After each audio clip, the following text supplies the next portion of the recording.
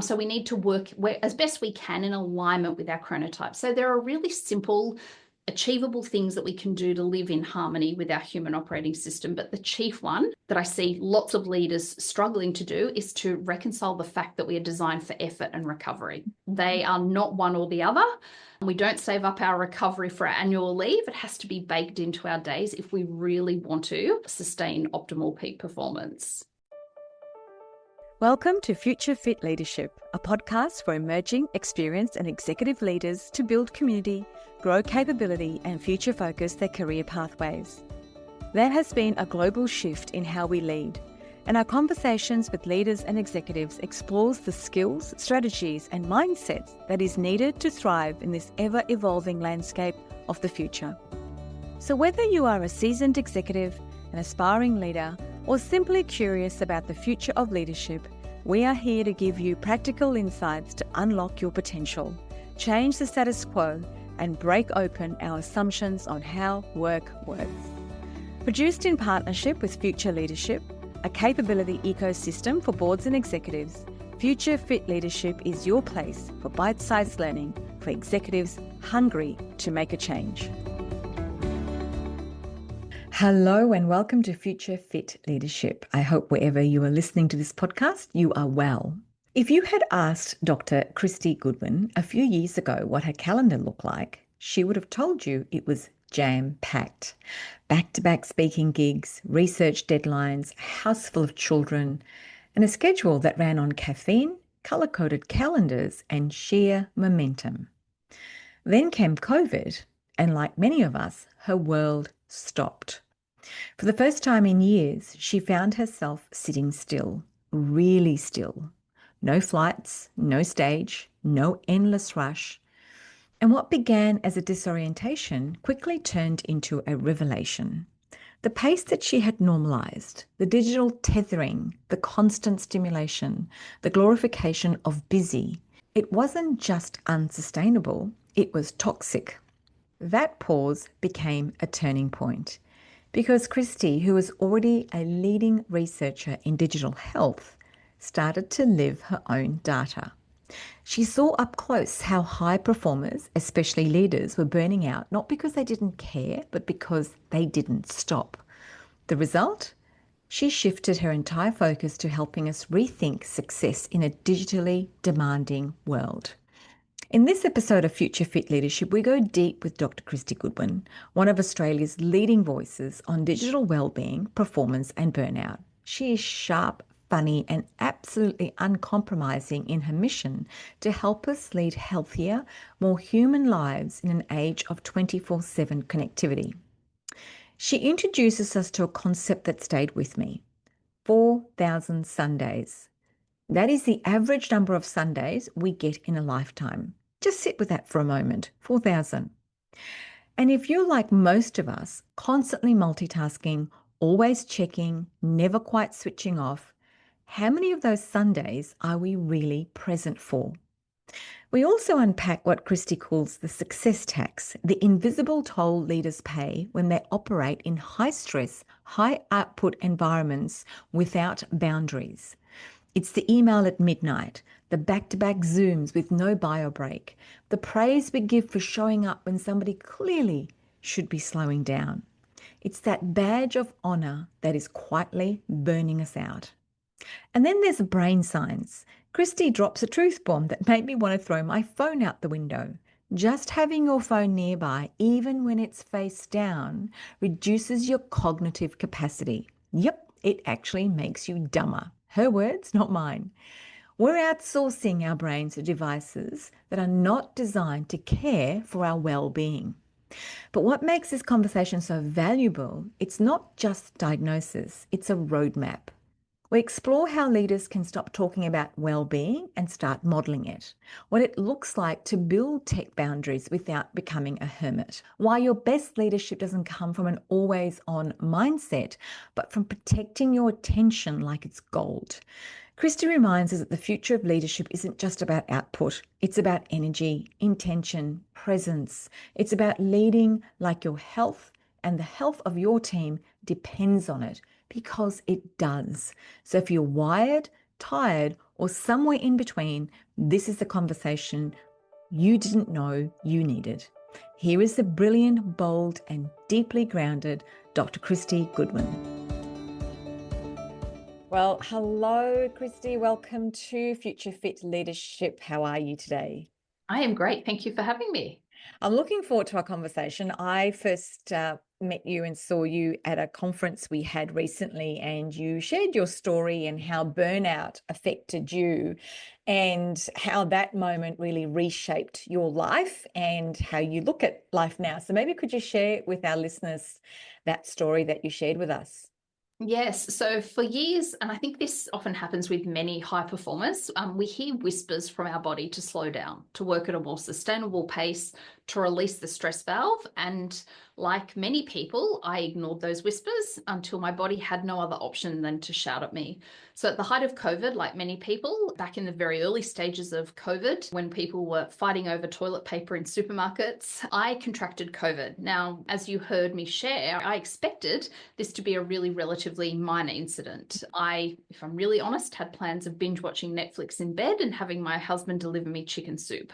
I was a fit, vaccinated woman with no underlying health issues, so I thought it would be a really minor blip on the radar. Little did I know that I would be very seriously affected with COVID, and alongside COVID, I had uncontrollable, repeatable seizures. And our Great Dane, Tommy, found me convulsing next to the bed early one morning and alerted my husband. I was rushed to a code red emergency ward and hooked up to a ventilator, unable to breathe. After extensive Terrifying. It was awful and completely unexpected. You know, I naively thought that I'd just spend a few days lying, convalescing in bed, enjoying chicken soup. That did not happen. And after a lot of testing, the only medical explanation that the doctors came up with as to why I was so sick with COVID was that I was also burnt out. You know, years and years of chronic stress that I had disregarded. I had ignored those whispers, had caught up with me. And I often say to people, our bodies keep score. Our bodies do not lie. And one of our harsh constraints as humans is that we cannot outperform our biological blueprint. We have some really rigid constraints as humans. And so I thought I could keep hustling, pushing, grinding my way to success, but my body did not agree with me. And so I lay there in that COVID code red ward hooked up to the ventilator, and I heard the woman in the bed next to me. There was a paper partition curtain separating us in this code red ward. And I tragically heard that woman take the final breath of her life. And if anyone has ever been in the presence of someone when they do and conclude their life, it is a really, really sobering moment. I lay there and was forced to confront my own possible mortality. I lay there thinking, am I going to face the same reality as what this poor woman did next to me? And I lay there and I realized I had almost paid what I see so many high performers pay. I call it a success tax. I see lots of people achieve epic results. You know, they hit their KPIs from an optics perspective. They're achieving all of these great things, accolades, you know, all of the benchmarks of what we would consider success. But it's often they pay a tax, and the tax is usually one of three things. They either pay with their physical health, they pay with their mental well-being, or they pay with compromised relationships, or sadly, sometimes I see the All three. which is all three. Absolutely. And so I lay there in that bed and I made myself a promise that if I left that hospital, I was going to start living and working in ways that were compatible with what I call our human operating system. This is how we are designed as humans. Our brain and our body have those biological constraints that I mentioned before. And I recognize that years and years I'd been living and working in ways that were completely unsustainable, hence why I that burnout. So I was lucky. I recognized that I was one of the privileged ones who did leave a code red ward. And since then, I completely overhauled my life. I started managing my stress. I started looking at recovery as an absolutely integral part of sustainable performance. And I'm pleased to say that, yes, that was the catalyst for me to say, I'm no longer willing to pay a success tax. I'm going to start living and working in harmony with my human operating system, which is what I've done. I'm interested to hear your thoughts around this issue of the success tax, where post-COVID in particular, there was a lot of leaders who managed COVID through businesses, which was a very stressful time. And then we kind of hit the pedal after COVID when businesses opened up and travel opened up again. And a lot of leaders just didn't stop, and there was significant burnout. But yet we still see such an emphasis put on having a high achieving workplace, having high achieving results. People are still questioning a hybrid workplace. If a CEO decided to go down to 4 days a week, they would be questioned. Why aren't we learning the lessons? I completely agree. And the data is corroborating exactly what you've described. We did see rates of burnout amongst the COVID years high, but what's terrifying is that often those high rates haven't dropped significantly. We are seeing sometimes even an increase in rates of stress, exhaustion, and burnout. And I agree, where leaders are facing a monumental surge in change happening all simultaneously. Different plans in work models, the integration and implementation of radically new and constantly evolving digital technologies. We are seeing a growing recognition, particularly of mental health requirements of employees and teams. I sometimes call it almost like a stress superstorm. There are all of these things happening simultaneously, and the demands and expectations on leaders are higher than they've ever been. And so I think we're seeing these unprecedented changes and challenges. And at the same time, I agree, I don't think we ever really recovered from the demands and the huge expectations placed on leaders during those difficult years navigating COVID. So I think it's almost a recipe, and we're seeing it. Study after study in the last 3 years is telling us that rates of stress, exhaustion, and burnout are still alarmingly high, and in some demographics it's even increasing. For example, we know it is very pronounced. We're seeing something I'm very passionate about addressing is a gender wellbeing gap. Significantly and alarmingly more women than men are experiencing stress and burnout. And so we need to remedy this for all people, not just for females, but it is a universal issue because businesses thrive when their people thrive. Oh, and absolutely. If the people leading them, Deloitte came up with a beautiful term a couple of years ago. They talked about investing in human capital. And it's a very economic lens to put on what we all intrinsically know. And that is that we really do have to invest in people, and our leaders really need to be able to flourish in this turbulent, constantly changing and always on digital world that we've all inherited. One of the things you spoke about at the conference that I saw you speak at, which was a real aha moment for a lot of people in the room, was how many Sundays we get in a lifetime and possibly how many Sundays we have left. So, I think if we looked at our workplaces and the amount of stress we're under and how that's impacting our body, we will reduce the number of Sundays that we have left if we don't do something about it. So maybe share with us how you actually shared it with us on stage that day.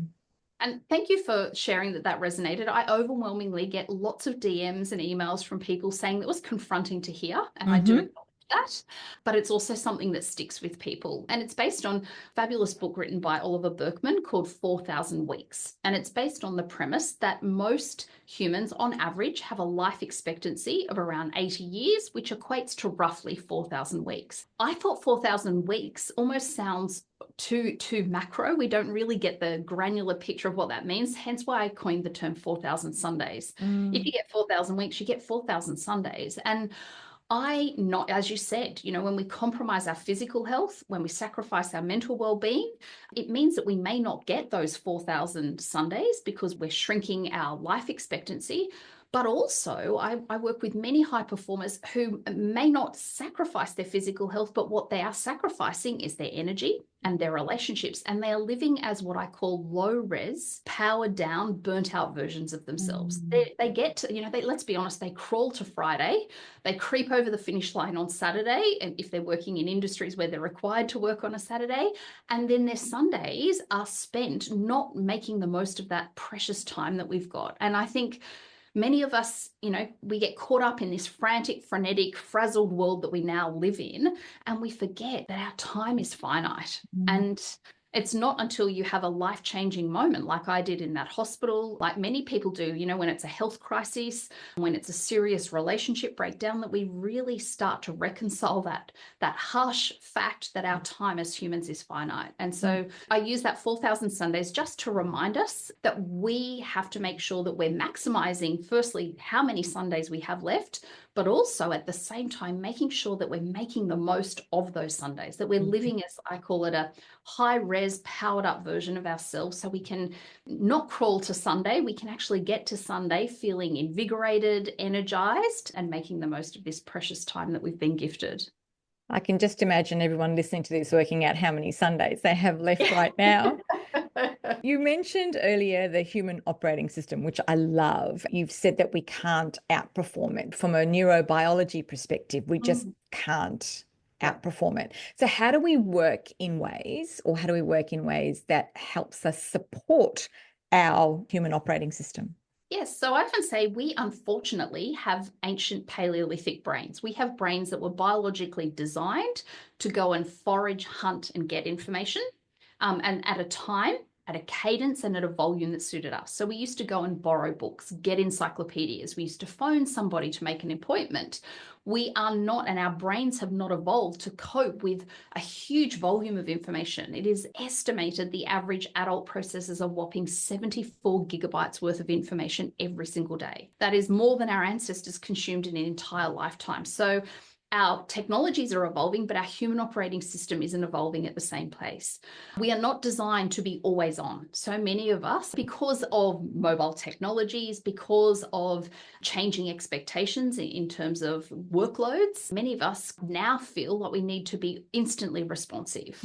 And I colloquially call these, we've adopted some really unhealthy tech expectations. And this is why it's absolutely imperative. One of the things I implore leaders to consider in their organizations is, have you created digital guardrails?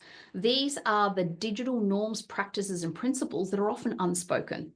They are the tech expectations, and that's a colloquial term, but some of the practices that we put in place to help take back control and make sure that we are not feeling like we need to be always on. It also, I want to point out, a legal obligation, especially if your listeners are in Australia, around the right to disconnect legislation that we have. So how do we live and work in harmony with our human operating system? We have to be better at managing stress. An inevitable reality in our digitally demanding, modern, always-on worlds is that we experience stress. How do we manage? How do we develop our tolerance for stress? How to become resilient to stress? I think we have to, for example, we know we are designed to work and recover. We're not designed to sit down at our desks and pump out a 14-hour day. I often say that the part of our brain that does our heavy lifting, the prefrontal cortex, only has a 4 to 6 hour battery life per day. Now, that's not to suggest, and sometimes people misconstrue this, I'm not saying that you should have a 4 to 6 hour workday, although we would like that. To do the mentally challenging, cognitively demanding, taxing work, we only really have that 4 to 6 hour battery life per day. So we are designed to work and then recover, work and then recover. We are designed so that we have some areas of times of the day when we're naturally more focused and alert. This is based on something called your chronotype, which dictates when your focus is at its prime and when it's possibly less optimal. So we need to work as best we can in alignment with our chronotype. So there are really simple, achievable things that we can do to live in harmony with our human operating system. But the chief one that I see lots of leaders struggling to do is to reconcile the fact that we are designed for effort and recovery. They are not one or the other. We don't save up our recovery for our annual leave. It has to be baked into our days if we really want to sustain optimal peak performance. A bit like what they do in Europe, don't they? They go home for an afternoon nap. I mean, why aren't we doing that everywhere? Well, do you know, I think a lot of it has to do, I think we have taken the industrialized model of productivity, that the number of hours that, when we used to Bundy on and Bundy off, that the number of hours we work was equivalent to our productivity. For most people today, particularly in the world we now live in, many people are knowledge workers. So we are not paid for, we are paid for outcomes and not output. The hours. Not ours. And I think that's a quantum shift in our thinking. And so this is why I think we need leaders more than anyone understanding the merits of recovery. And I often share that when we take breaks, when we actually have some downtime, so neuroscientists call it the default mode network.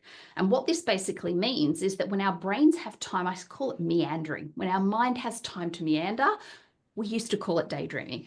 But when we have that downtime, we often come up with creative solutions. We solve complex problems. Our ideation skyrockets. This is when ideas percolate. And I often ask, I don't know if I asked this in the conference where you heard me speak, but I often say to people, where were you? What were you doing when your last great idea germinated?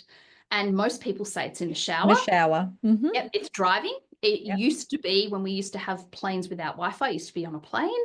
And often that is a biological reason. When things move past our eyes, it creates something called optic flow. So things in the shower, when we're driving, walking is another one. Being in water is often very common for people to have these ideas land.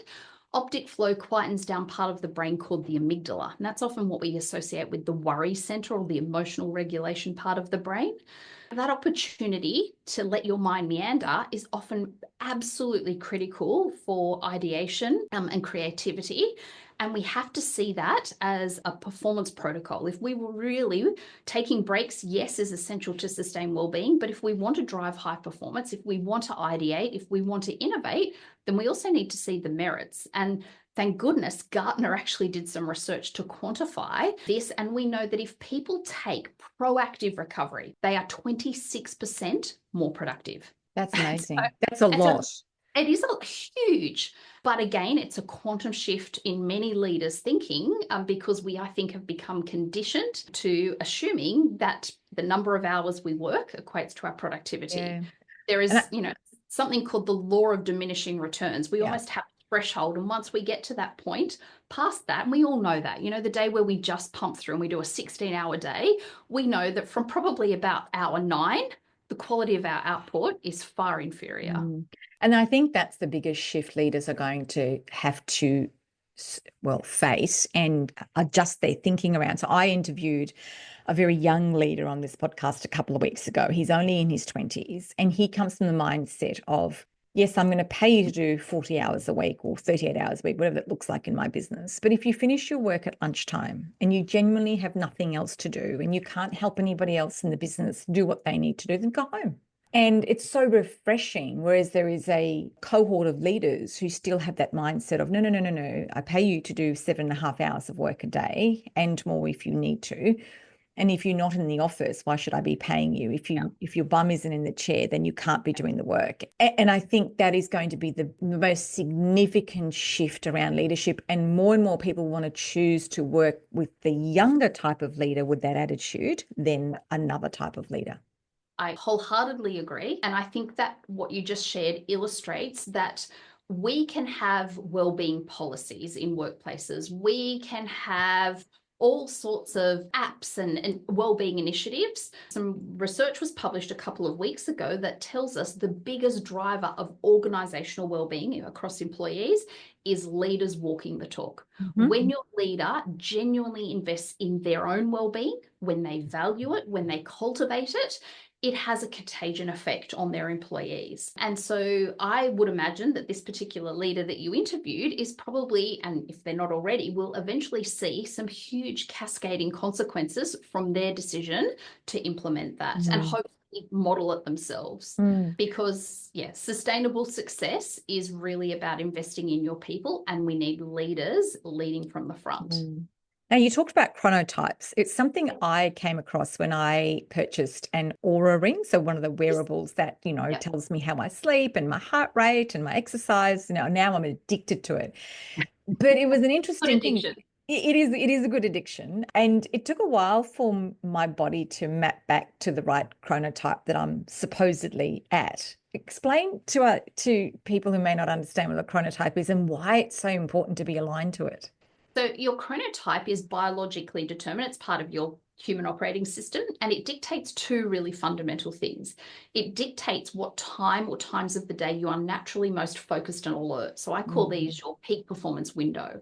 It also dictates when you ideally, naturally, biologically should fall asleep and wake up.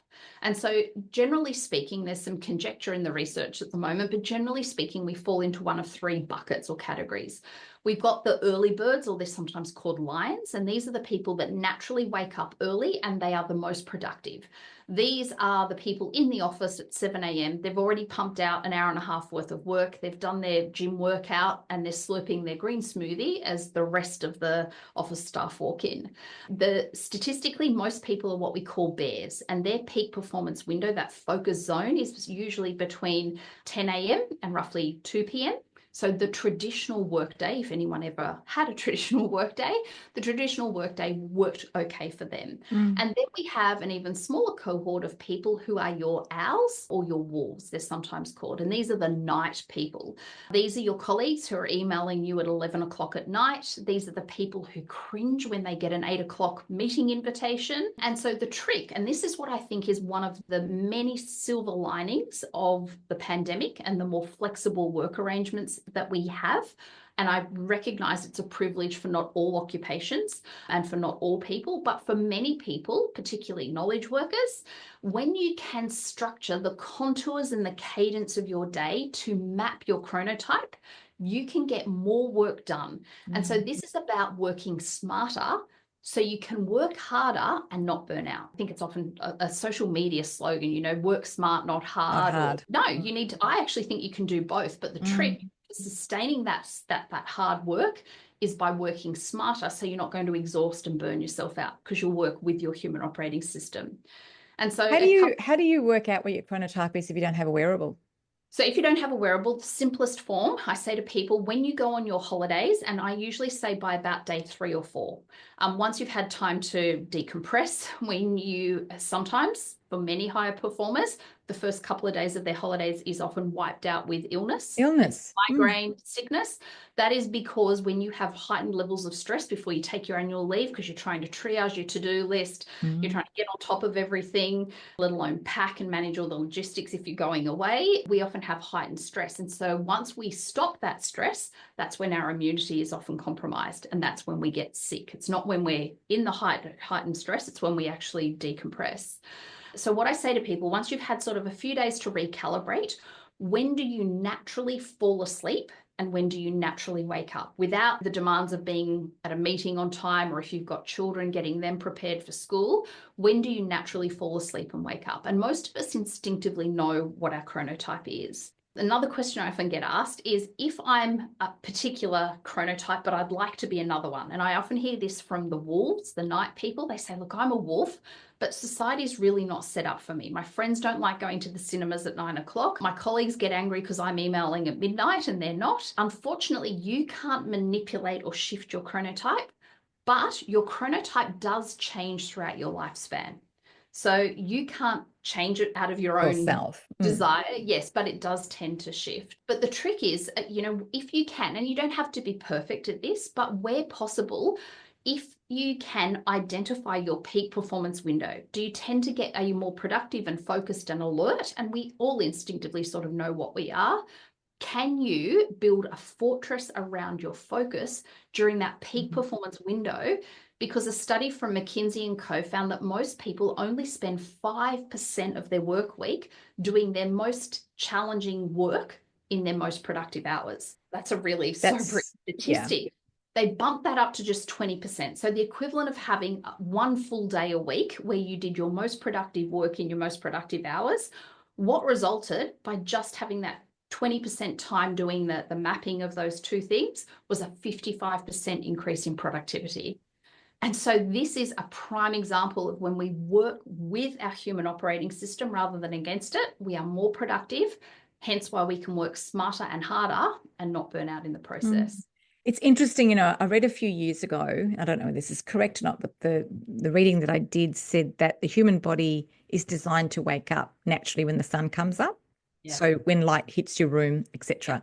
And so I thought, you know what, I'm going to try this. So I stopped putting an alarm on and The first few times I think I did sleep in because for whatever reason, but I find now, unless I have a super early morning meeting that I know I need to be up for and out the house by, 7 a.m. in the morning, etc., I usually don't set an alarm anymore, and I naturally wake up every morning between 6 a.m. and 6:30 a.m. And I've been doing that for years now. And because that alarm, particularly if you're in a deep sleep and it goes off, it's like a bomb going off in your head.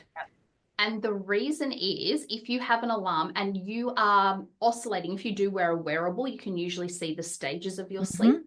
If you are in deep or even worse REM sleep, which is when you're dreaming and the alarm goes off, it is jarring because you have an incomplete sleep cycle. So as adults, we should, in an ideal world, have between 4 and 6 completed sleep cycles every single night. But if you're halfway between stages, perhaps if you're lucky 5 and 6, and that alarm is blasting, firstly, it's a really psychologically stressful way to wake up with some sort of noise that is really putting your nervous system in a very dysregulated state. And that's the first thing that happens in your day. The second thing I want to point out, by naturally waking up with sun, and that is a brilliant way if you can and get your biology set up, the fact that you are waking up between 6 and 6:30 every single day is something really important. Some pioneering new research that has just recently been published tells us that if we can go to sleep and wake up at around the same time, so plus or minus 30 minutes every day, sleep consistency, we think is potentially a better predictor of our all-cause mortality than how many hours of sleep we're getting. Now, I don't want people to misconstrue this. I'm not saying you can get away with 3 hours of sleep. We still think we need somewhere between sort of 7 to maybe 9 hours per night for adults. But we also know that having that predictability, it basically sets up all of your biological rhythms when you go to sleep and wake up within a relatively consistent period of time. And that's obviously what you're doing in terms of setting up your biology that way. Well, that's good to hear that I'm actually doing something positive for my body as opposed to something negative, considering all the other stuff that I don't do. Let's talk about the focus quotient. Have I pronounced that correctly? Yes. Or FQ, as you call it. You've called it the super skill of the 21st century. Why is it more important now than IQ or EQ? Yes. So we are living in a world that has been designed to be distracting and disruptive. Remember I said earlier, we've got these ancient Paleolithic brains. Our brains were designed to go and forage and hunt and get information, not to have unsolicited things constantly vying for our attention. Our brain cannot physiologically, it can psychologically, but when we get an alert, a notification, a ping, an email reminder, a vibration on our smartwatch, our brain says, potential stressor or danger. I better go and respond and react. And this makes us often very stressed, and it has a huge impact on dysregulating our nervous system. So we are simply not designed to be distracted. And we often say to people, we intuitively know this. I often, in my keynotes, say to people, when you're driving in the car and you're going to a totally unfamiliar destination, if the radio's on, if there's a podcast playing or an audio book, what do you instinctively do when you need to focus? Turn it down. Turn it down. And so we intuitively know as humans that when we need to focus, we have to eliminate as many distractions as possible. But we have, I think, evolved to think that we are designed to be distracted, designed to multitask, irrespective of your gender, irrespective of your age. One of our biological constraints as humans, one of our limitations of our HOS, is that we cannot multitask. We are designed to monotask and being constantly distracted. And we know many people are sitting in virtual meetings and they're the email pinging. Their emails. Absolutely. We know most people today are, much to advertisers' displeasure, are watching television and they're multi-screening at the same time. They've either got a laptop or their phone or their tablet on their lap simultaneously. And we know when we are multitasking, from a brain perspective, our brain burns through glucose, which is the energy supply, because we are rapidly task switching. We're actually never, ever simultaneously doing two things at once. We are constantly switching and oscillating between tasks. The other thing that happens is we release cortisol. Cortisol is the stress hormone when we multitask because our brain isn't designed for it. But the most fascinating thing they've discovered in recent years is that when we multitask, instead of activating part of the brain, it's called the the hippocampus. Wrong age. Hippocampus is our memory center. It's our hard drive. Instead of activating our hippocampus when we are multitasking, we activate part of the brain called the striatum. The striatum does not help us with long-term memory retrieval. The hippocampus does. So multitasking, put simply, is not productive, and it is not how our human operating system is designed. So being able to manage our focus, as you said, I call it our FQ, is by far more important than our IQ and EQ in 2025 and beyond. You know, as you've been talking to me, so we've been chatting for about half an hour or so, and all the things that we've been talking about and everything that we're doing to our brains now to what we were doing to our brains 100 years ago, they're exhausted. We're actually exhausting our brains to the point where we're probably having poor recall of memory. It's constantly tired. I can't even imagine how it actually really feels. If it could tell us, it'd probably stop us itself. It would. It'd raise a red flag. Yeah. Time out, please. Yeah. Yeah. And what you've picked up on there is that we are living and working. And let's be honest, the two have become enmeshed together in recent times. We are living and working in ways that are completely incompatible with our human operating system.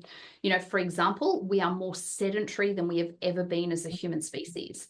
Our brain is designed for movement. When we move, we make brain-derived nootropic factors. They're called BDNFs. And we make a whole lot of things like dopamine and serotonin. These are things that make us feel good and help us to focus. I often share even the way that we breathe is changed just by the simple act of us looking at a screen. When our eyes converge on our phones or our laptops or desktops, that very small gaze or that narrow surface area when our eyes look at a screen triggers the stress response, because as humans, we are biologically designed for our eyes to look in the distance, you know, to stare at the woolly mammoth on the horizon. And so when we look at a small screen, that stress response is activated, and what results as an effect is that we do not sigh anywhere near as much. And so one of the reasons that we are so exhausted, one of the reasons that we're seeing this increase in stress and burnout is because we are not dropping back to a stress baseline. I often say it's like an assault of tiny little micro stresses in our days, you know, the pings and dings going from one virtual meeting to the next, coupled with the fact that we're not coming back to a stress baseline anymore. So we are in this heightened state of stress. And what we know is that when we're on this small surface area, we do not sigh anywhere near as much.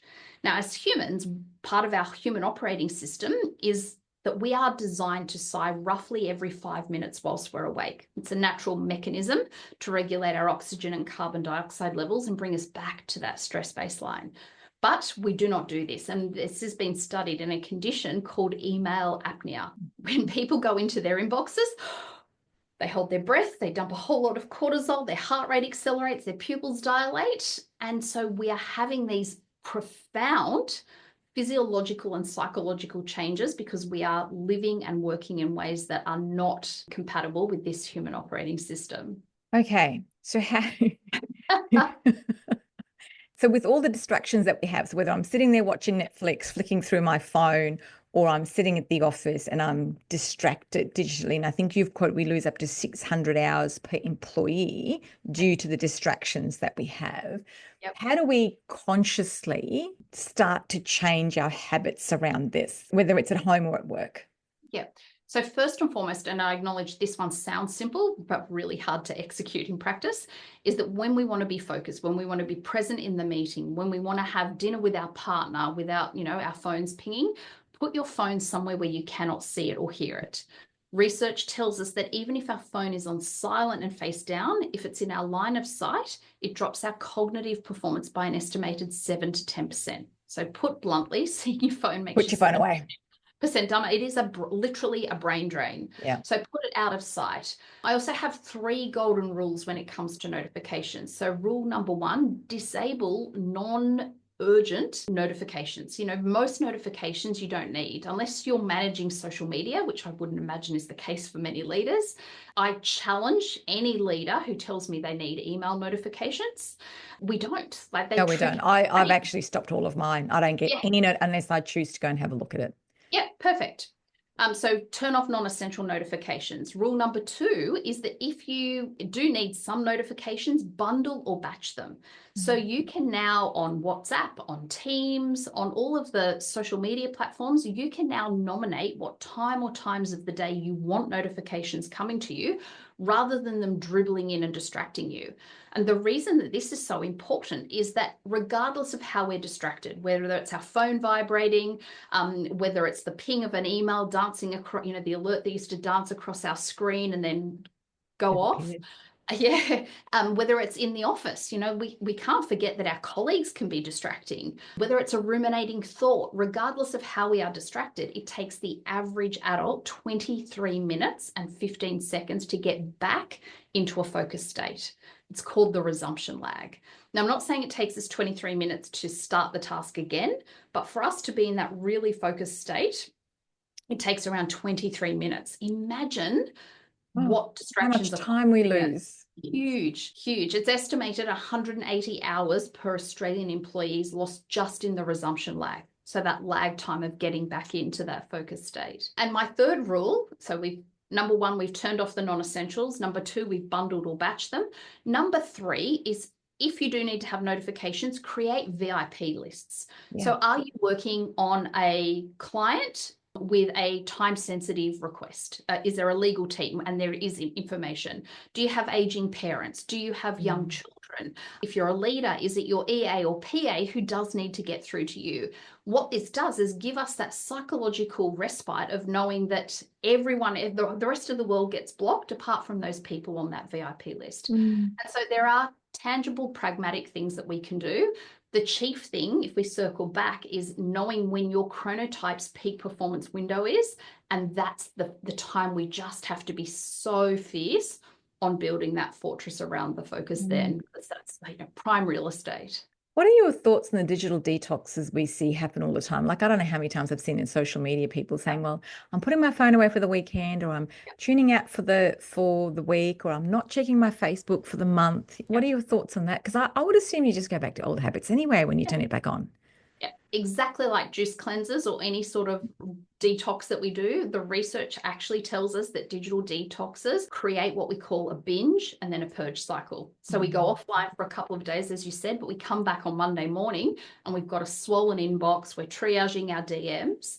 What we know is that, yes, we do need time to unplug. That mind meandering mode that I talked about before, we need time to switch off. But doing a hardcore detox doesn't actually cause long-term behavioral change.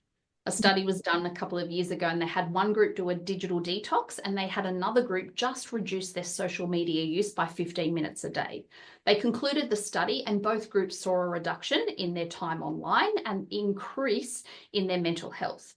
They went back after about 6 months and reevaluated. The group that did the digital detox had reverted back to their pre-detox habits. The group that had cut their time down by 15 minutes had sustained their reduced usage over time. So if we want to make long-term changes, we have to get to the root of what's driving the behavior. But I certainly agree that we do need some time where we digitally disconnect. I'm just not an advocate for detoxes and switching off. It's also something I often say to people, it's a very privileged position. If you can legitimately switch off without anyone requiring or needing you for a sustained period of time, something that's often achievable for a lot of people. No. What about working parents? Because they have the stresses at work and then they come home to a different type of chaos. How can they get the rest that they need from work, pinging them, to kids' sports, to getting them ready to go back to school and everything else that happens in between? Yes. I'm in the trenches here. You are? I have 3 sons from 14 down to 6. So I hear you. And this is where some of the newest research is coming out. And I mentioned it at the start of this podcast. We have this growing disparity between female and male well-being. They're calling it the gender well-being gap. And some new research published last year in 2024 tells us that women, because they tend to absorb still a lot of the caring and domestic responsibilities in most heterosexual relationships, what now comes with that is what they're referring to as the double digital burden. So they are often by default the person in the sports WhatsApp group. They are the person getting the emails and the text messages and the plethora of digital requests online from the school or from childcare or with aging parents. And so this is a really pronounced problem, especially for females, but for all parents in general. This is where you need to come up with what I call your personal digital guardrails. For me, I've 3 kids who play a lot of sport. That means I'm in far too many parental WhatsApp groups. Yeah. A minefield to begin with. So I bundle those notifications. And so they come through at the beginning of the day and the end of the day. And if I think there could be, if it's raining and I'm not sure if training is going to be cancelled, then I can go in and obviously check. But coming up with some of those parameters, because being always on, being always responsive is going to totally dysregulate your nervous system and completely exhaust and deplete you. So coming up with some of those boundaries can make a huge difference. Switching your phone off so it's on silent and having an automated message go to people, an automated text message, so they know you're not ignoring them. And there's a way, if they ring twice, they will get through that do not disturb mode. So there are certainly things that we can put in place to make that more tangible, but such a pronounced problem for many people, particularly parents. I think we all feel we're saving lives sometimes every day, that we have to be always on and always available, which is really not the case at all. You talk a lot about...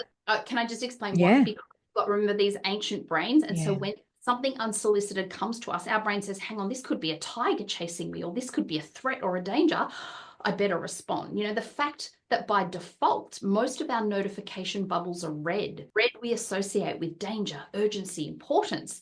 The fact that there's often a number, for me, I know I've got that awful number declaring how many unread emails or WhatsApp messages or text messages you've got.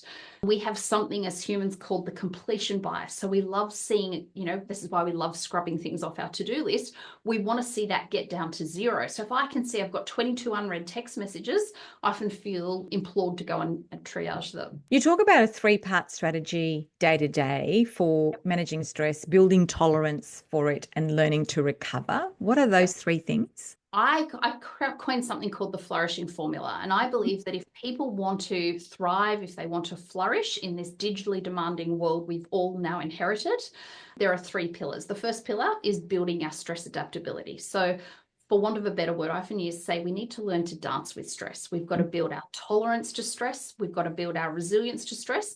And we've got to eliminate those little micro stresses, alerts and notifications, those things that seem relatively harmless, but are actually cumulatively making us stress. So really trying to build that adaptability so that we can dance with stress. Stress gets a bad rap.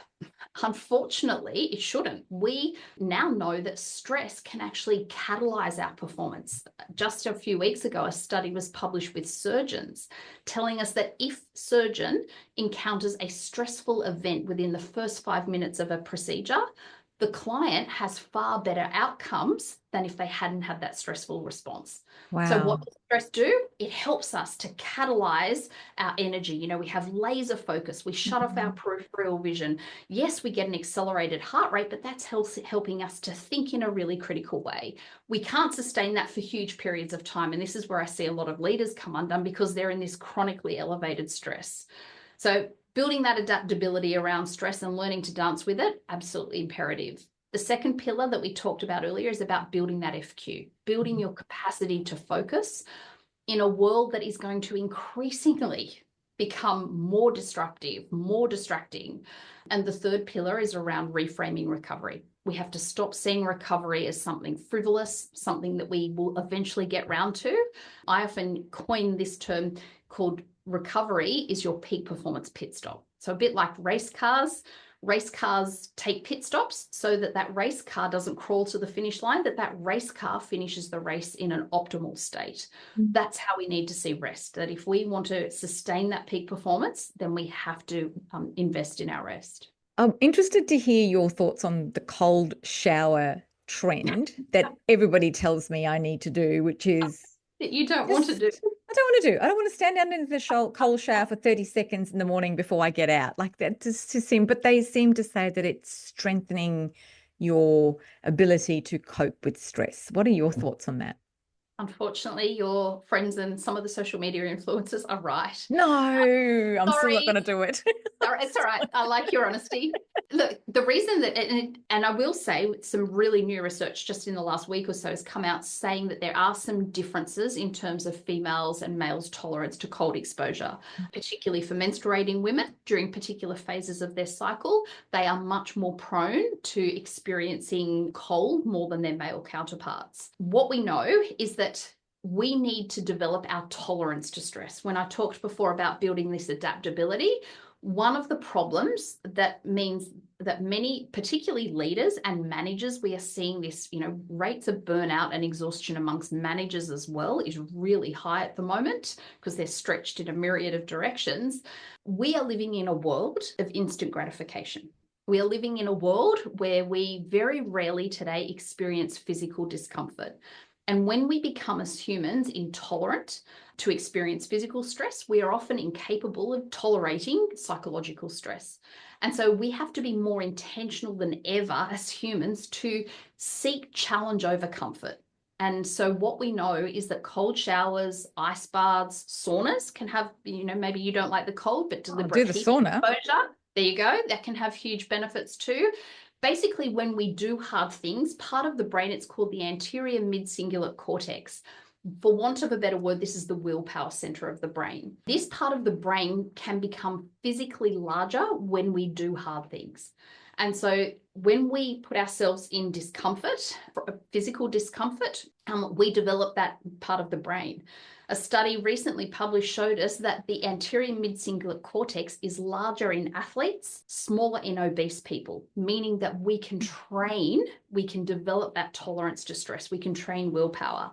So 30 to 60-second cold shower, and cold exposure, I believe, should only ever be performed in the morning or earlier parts of the day. You actually want to have a bath or a sauna or a shower towards the end of the day before you go to sleep. But in the morning, a 30 to 60-second cold shower, and you can have your warm shower, wash your hair, wash your body, enjoy the beautiful warm shower. And then when you're brave enough to turn the dial around to the cold section, 30 to 60 seconds will give you between a 250 to 500% increase in dopamine, noradrenaline, and norepinephrine. They are fancy words that help you do the 2 Fs. They help you to focus and they help you to feel good. Now, you don't feel good. I'll be really honest. You do not feel good in the shower. You get that euphoric feeling. You get those 2 Fs when you're out of the shower and got your towel wrapped around you.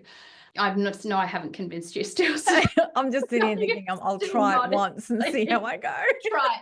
Try for 5 seconds. Certainly don't aim for 30 seconds right up. 5 seconds, see how you go. But anything that you can do, maybe it's the sauna, maybe it's vigorous physical activity. So long as you are doing something that is hard, that will help you develop that tolerance. So you've worked out how many Sundays you have left out of the 4,000 or so that we are given. Fast forward to your 80th birthday. What would your future self thank you for today? For making that, I get emotional thinking about it. I actually go back to that hospital ward, hooked up to the ventilator, and for not only making the pledge, sorry, it's actually really quite emotional, for making that pledge to prioritize my health and well-being and then actually living it. My life, it's 5 years ago, almost since this incident occurred, my life is radically different in 5 years by really prioritizing my health and well-being. My productivity hasn't taken a knock. If anything, it's skyrocketed. And it is honestly just a quantumly different way of thinking and living. I'm proud of making that decision back in that bed and then after. Well, I'm very glad that you did and you are here with us because, you've got a young family and everything else. But, it's such a come to Jesus moment without sort of, like at that point in time where you sort of think all the things that you have done have led you to a certain point where you have actually no control over. And I mean, I was, many of us listening to this were blessed to say we never got to that point that you did and, you got through it, but many people didn't either and they passed away without their family holding their hand. You would not have had your family in there either. And it would have been the most frightening, horrendous time in your life. So thank you for sharing that with us. Right. It really was a sobering reminder that we all face, we're gifted 4,000 Sundays if we're lucky, and none of us know what's around the corner. And so I just implore people, make the most, live the best life that you can. Please don't wait till it's too late. And I see too many people waiting till it's too late or just living that low-res version of themselves. Yeah. So we've come to a point where we ask us 4 standard questions of all of our guests. And I'll start with what you see as how you would describe a future fit leader in just 3 words, the kind of leader we'll need most in the years ahead. What would they be in 3 words and why? I'm going to draw on two of my pillars from the flourishing formula. A future fit leader will most certainly be adaptable to change, adaptable to stress, adaptable to the demands that we don't even know. I don't think we can even fathom the change that we're going to see in the next few years. So I think it's a buzzword, but adaptability, but I'm really going to strengthen that stress adaptability. The world is not going to become, I don't think, I'm not a futurist, but it's not going to become any less volatile. The technology, the rate of adoption and change isn't going to slow down. So we have to be adaptable. We have to cultivate that FQ. That's the second one. Like, as leaders, you need to orient, control, and direct your focus. Direct your own personal focus, but also, just as importantly, direct the focus of the leaders in your team and your employees. Your organization's success really hinges on your capacity to focus and block out the superfluous. And the third one that I think is a little bit different, I think we need to focus on leaders being healthy. As I mentioned before, we are seeing, thankfully, a huge resurgence and interest in acknowledging that employee and workplace wellbeing is critical. I think we've gone past the point of it just being a buzzword or a lunch and learn topic or a mental health day once a year. It's absolutely critical. And some research was published last year that actually showed us the top ASX listed companies in the world and the corresponding productivity and output growth when they invested in wellbeing. So there's a nexus between wellbeing and productivity and performance. So I think really prioritizing, in particular, leaders' health and wellbeing is critical. What's one future shift coming in the next few years that you think most leaders are underestimating or not prepared for? I don't think they're underestimating this one, but I certainly see them being unprepared. EY just published a paper a few weeks ago saying we're seeing something called AI fatigue. The rapid, prolific rate of digital change is something I don't think we can really genuinely fathom. This exponential growth and rate of change in a whole lot, not just AI, but other digital technologies, is going to be the slowest at the moment in human history. So if we think we're struggling to keep up, if we think the fatigue is rife now, it's possibly going to become even more amplified. Yeah. What do you wish more leaders were paying closer attention to? I think creating genuine, sustainable workplaces where your people can thrive. As I said before, when your people thrive, your business thrives. I think there's so much tokenistic, sometimes superficial attention to well-being, and we lead with performance. I think when we can focus on the two together, there's a symbiotic relationship between well-being and performance. When we genuinely invest in our people, regardless of the rate of change of digital technologies, our people will be well placed to take those technologies and run with them. What are the possibilities or shifts you see in the future of leadership or work that really excites you, and why? This is a bias, but I am so excited about what I call neurotechnology. So basically technology that works with our brains. And I'm not talking about necessarily headsets or EEG caps. What I'm talking about is marrying and mapping new technologies like AI, like biometric data. So like you, I use wearables. I use a couple because I have clients that use different types, but marrying really personalized, individualized data about our well-being and our performance and really customizing the workplace experience for our people. I think there's huge advances and I think there's huge opportunities, again, to create sustainable, healthy and happy workplaces by using these technologies at our disposal. If you could embed one leadership quality into every current or future CEO, something you believe will be essential for the next decade, what would it be and why? That FQ, I can't go past it. It is the super skill, that capacity to control your focus. Attention is a really underrated skill. It's a skill under threat. And it's a skill that I'm really worried is going to become even more pronounced in the coming years with this rapid change and turbulent world we now have inherited. Kristy, thank you so much for joining us. Now, if people want to find out more about you or connect with you, or what's the best way for people to reach out to you? Yes, so I try to share bits of information on Instagram and LinkedIn. I'm at Dr. Kristy on Instagram and Dr. Kristy Goodwin on LinkedIn. I also have a digital home, which is my website, which outlines all of the ways that I work with people. I mainly deliver keynotes and offer executive coaching, but using wearable devices. So a rather innovative way to help people really address sustainable wellbeing and performance. Well, thank you so much for joining us, and thank you for sharing your insights. Pleasure. Thank you. If you like what you've heard, please share, rate and review this podcast, and don't forget to share it with anyone who might benefit from hearing it.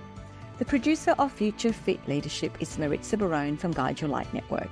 If you would like to reach out to me, please DM me on any of my social media platforms. I'm available for speaking at conferences or consulting to your business. Future Fit is created in partnership with Future Leadership, a capability ecosystem for boards and executives. If you'd like to join the community and receive a free takeaway each week, sign up to the Future Exchange app in my show notes.